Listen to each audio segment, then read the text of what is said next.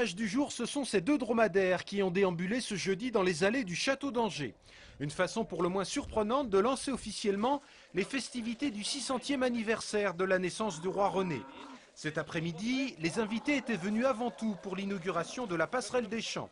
Ils ont donc eu droit en plus à ces deux dromadaires, un clin d'œil original à la célèbre ménagerie que possédait jadis le roi René. On va amener les deux mécènes les plus importants, à la passerelle en dromadaire. Voilà. Et c'est moi qui vais les amener avec mon collègue. Voilà. Ça veut dire que vous donnez la tonalité de ces festivités. Tout à fait. Plein de surprises, plein de bonne humeur. Exactement, c'est ce qu'on va essayer de faire. La ville d'Angers s'associera également à ces festivités, avec notamment une exposition tout à fait remarquable des manuscrits du roi René, que le grand public pourra découvrir à partir du mois d'octobre prochain. On va faire une exposition extraordinaire, qui sera une exposition de bande dessinée de l'époque, puisque ce sont des enluminures. C'est la bibliothèque même du roi René qui s'est dispersée après sa mort et qu'on a récupéré provisoirement, de manière éphémère, et qui va se reconstituer à Angers. Alors attention, je coupe. Hein. Et voilà. L'autre événement de ce jeudi, c'est bien évidemment l'inauguration de la passerelle des Champs qui rappelle l'entrée historique du château d'Angers. Une passerelle fabriquée par les établissements Perrault de Saint-Laurent-de-la-Plaine et qui ne pourra accueillir qu'un maximum de 22 visiteurs à la fois. C'est audacieux, l'idée me semble intéressante justement de pouvoir s'avancer comme ça au-dessus du vide, de faire voir qu'en bois, on peut faire de belles passerelles. L'impression qu'on en a est plus impressionnante depuis la passerelle que de l'extérieur. Mais c'est vrai que c'est un beau symbole des manifestations qui vont se tenir en 2009. Seul petit regret, cette passerelle est malheureusement éphémère puisqu'il est prévu de la démonter à l'issue des festivités du 600e anniversaire de la naissance du roi René. Une raison supplémentaire donc d'aller la découvrir le plus rapidement possible. Depuis plusieurs jours maintenant, les températures sont un peu plus douces un peu partout en France. On ne va pas s'en plaindre, les joueurs du SCO non plus, puisque demain soir, ils vont enfin pouvoir disputer leur match de retard face à Châteauroux, comptant pour la 19e journée de Ligue 2. Il y a 2 semaines, les Angevins n'avaient pu disputer cette rencontre, le terrain du stade Gaston-Petit étant gelé. Et vous allez pouvoir le constater, la date de demain convient plutôt bien à Jean-Louis Garcia. C'est parfait, ça nous permet de rester à partir de Bastia sur un match par semaine tous les vendredis. C'est très bien pour la planification du travail, c'est excellent.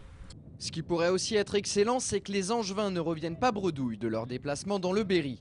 Une victoire pourrait même leur permettre de monter sur la 2e marche du podium. Mais ce ne sera pas facile car Angers fait aujourd'hui partie des équipes à battre. Et puis les Castelroussins, 18e du classement, ont cruellement besoin de points pour sortir de la zone rouge. Studieuse Elena Noguera qui révisait ses courts et longs métrages ce matin au bar de son hôtel en marge du festival Premier Plan. Elle qui tour à tour a été mannequin, chanteuse, actrice, écrivain et réalisatrice, a accepté de porter pendant 10 jours la casquette de membre du jury d'un festival de cinéma. C'est un nouveau moment dans une vie bien remplie, une expérience qu'elle prend avec humilité et philosophie. Moi, la phrase « on n'a qu'une vie », ça ne me va pas. Moi, je les veux toutes. Donc, je veux être écrivain, réalisateur, boulangère, serveuse. Je n'ai pas d'ambition. Je ne suis pas là par ambition. Je suis là par peur de la mort. Et du coup, je veux faire plein de trucs. Et donc, essayer de faire ce qui me plaît. Donc, c'est peut-être médiocre, ce que je propose. C'est peut-être une actrice médiocre, un écrivain médiocre, tout un peu n'importe quoi. Mais bon, je fais mon trou, j'y vais. Et puis je suis là, je côtoie des gens que j'ai adorés, même là de voir tous les jours Jeanne Moreau, c'est un truc délirant pour moi. Je suis en joie tous les matins quand je la croise, je dis oh, je passe une semaine, je vois Jeanne Moreau tous les jours. Voilà. Et c'est ça qui me plaît en fait, c'est plus d'être là et d'apprendre et de côtoyer des gens que d'être. Voilà. Donc après... Gourmande dans la vie, Elena Noguera est ici à Premier Plan face à un énorme dilemme. Devoir choisir, avec les autres membres du jury, un meilleur film alors qu'elle est contre toute idée de compétition.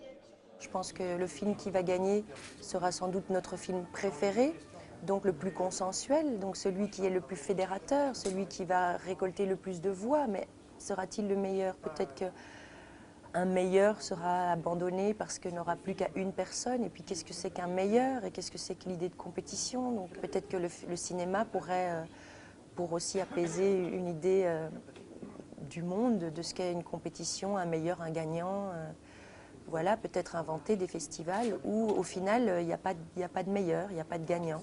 À Premier Plan, cette année au moins encore, il y aura des gagnants et leurs films seront projetés dimanche au centre de congrès. Reprise du palmarès à partir de 10h30 du matin. Vous avez une salle moderne. 27 ans après, il est de retour. À l'occasion des 30 ans du CNDC, le célèbre chorégraphe Philippe Decoufflé revient là où tout a commencé pour lui.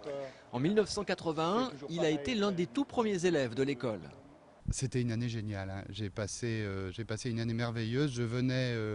Ça a commencé par une audition que j'ai passée pour rentrer dans ce truc dont je ne savais pas grand-chose. J'avais juste envie d'apprendre un métier qui m'excitait. Et j'avais vu une vidéo de Caroline Carlson à la télévision. Je savais qu'elle travaillait avec Nicolaïs et j'ai passé une audition et je me suis escrimé à essayer de reproduire ce que j'avais vu à la télé quelques jours auparavant. Et ça a marché à tel point que j'ai passé une semaine dans l'école et que j'ai été engagé dans la compagnie tout de suite après. Des images de l'époque, Emmanuelle Huynh en a retrouvé. La directrice actuelle du CNDC s'amuse encore de la coiffure de Philippe Decoufflé, mais elle reconnaît surtout que le petit machin, ou encore Pio, comme on l'appelait dans l'école, avait déjà quelque chose en plus. De ce que je comprends de Nicolaïs, c'était vraiment quelqu'un qui était attaché à l'ensemble d'une personnalité. Lui-même étant quelqu'un qui faisait de la musique, qui faisait des lumières, donc un artiste assez complet. Donc peut-être qu'il a vu, je sais pas, hein, là c'est moi, je projette, mais il a peut-être vu aussi dans Philippe quelque chose qui existait. Novateur, Philippe Decoufflé a marqué les esprits à 30 ans en créant la cérémonie d'ouverture des JO d'Albertville. Aujourd'hui, loin de tout gigantisme, il présente à Angers son spectacle solo, une œuvre autobiographique qui mixe tout ce qu'il aime, la musique et la vidéo, animée de manière très artisanale, mais surtout très efficace. Ça permet à Philippe d'être seul et de pouvoir s'évader dans ses rêves et de plus être seul aussi sur scène.